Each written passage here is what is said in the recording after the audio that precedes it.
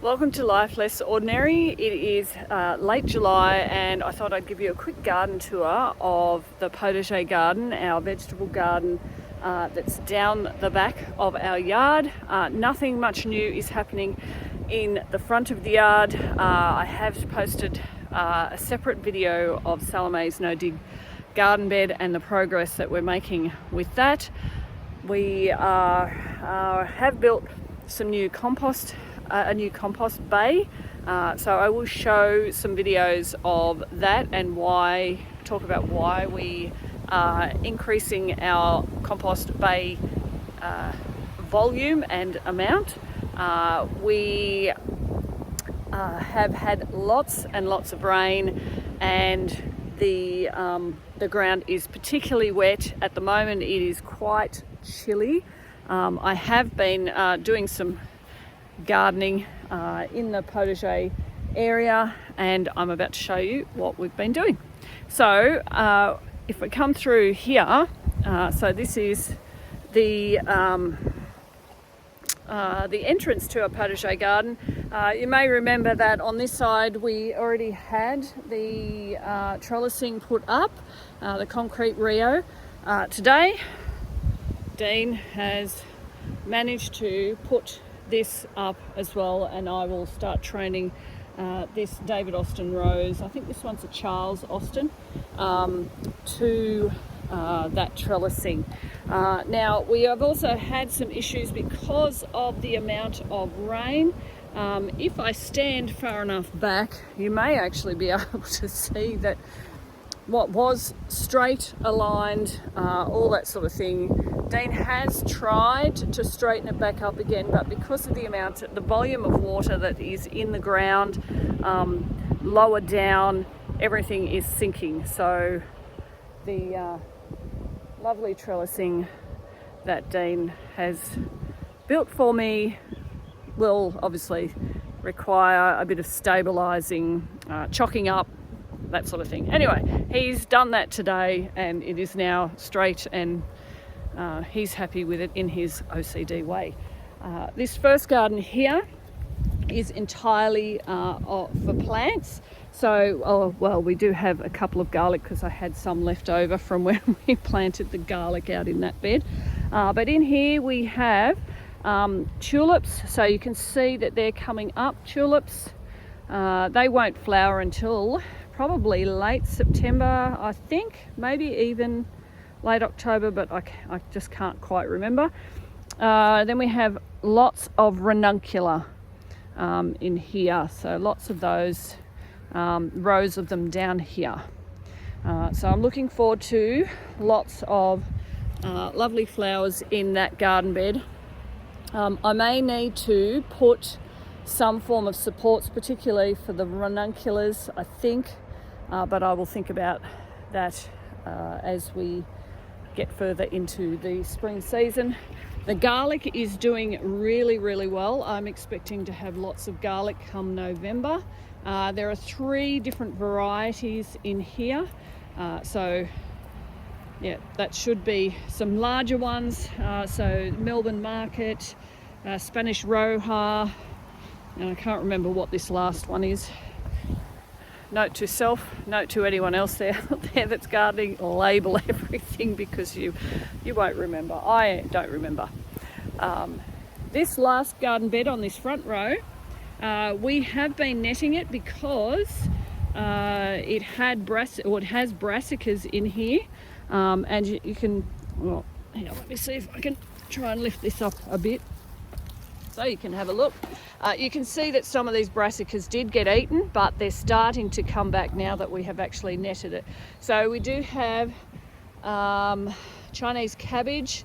There's a lot of cauliflower, smaller cauliflower that's growing here, onion over the back, and rocket that's doing really well, and we will be able to harvest from that in small amounts. There's obviously still not a lot in there, but I'm really pleased with this garden, and the netting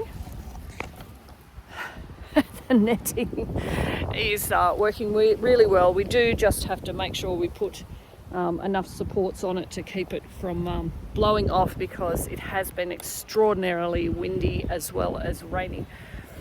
Yes, so along the thing that I have just done today, along this side of our potager garden, along of here, is where we're growing a variety of berries.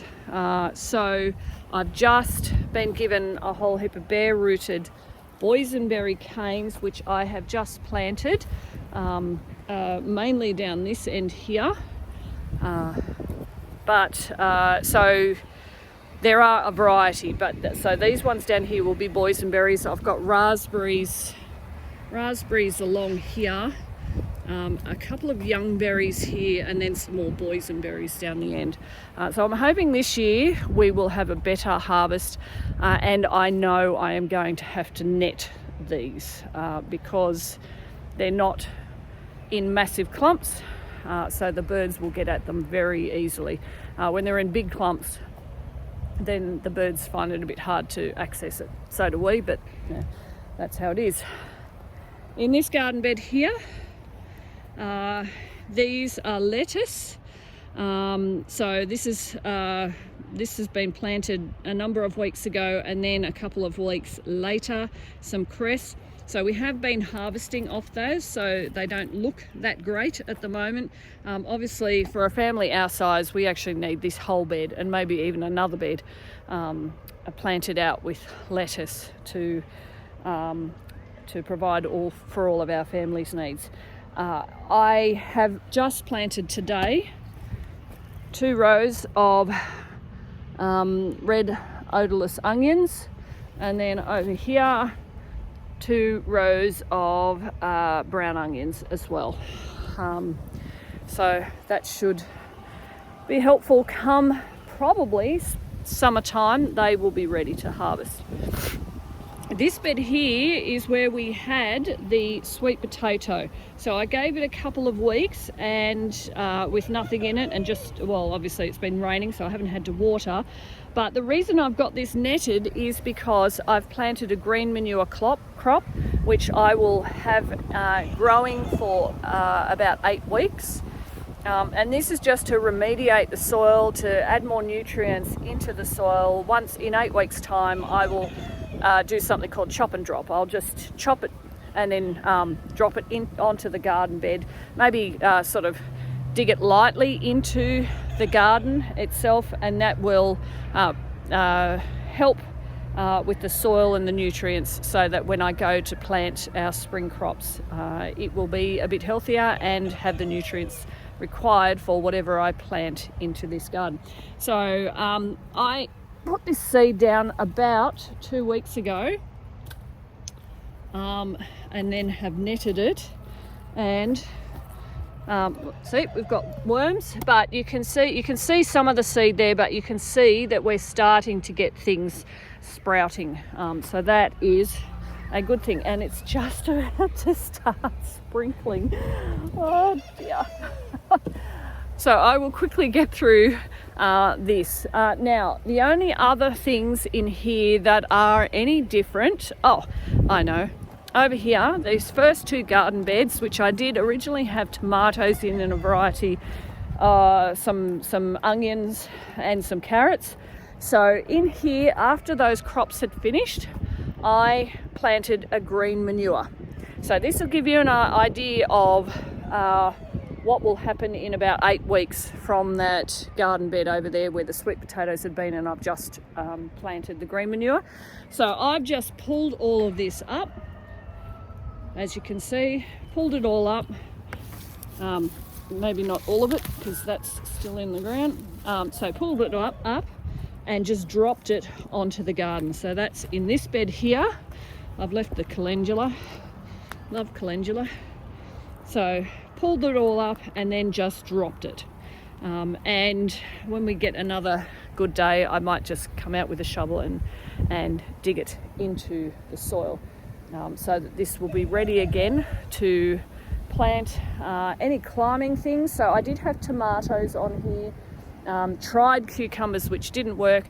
So I might actually put zucchini in, the Tromboncino zucchini in there, just to swap some of the plants out, so the soil, it doesn't become resistant to whatever pests and things, because you're continually planting the same things in. Trying to think what else. The beetroot, which I planted a number of weeks ago, is starting to come up in this last bed, and the peas are looking a bit straggly, but we're getting there. We're just starting to get, well, on this one in particular, lovely flowers. Always nice. Be nice to get some peas off it as well. But anyway, we'll see what happens. So we've planted some more along this side as well. I think that's about it in here. We've still got the spring onions in this garden bed. Spring onions that have been planted a couple of weeks after those ones in that garden bed. Celery is still going, so we're just pulling stalks off. The leek isn't quite ready, and we've used most of the main head of these broccoli, and they're just starting to get some small bits on that, which we might be able to use in a couple of weeks or so. So that's what's happening in our garden, potager garden at the moment. You can still grow things in winter. You can still grow things when it is cold and windy and very rainy. We're doing it. It's a bit of hard work, but don't give up. Anyway, thank you for joining us in our Life Less Ordinary.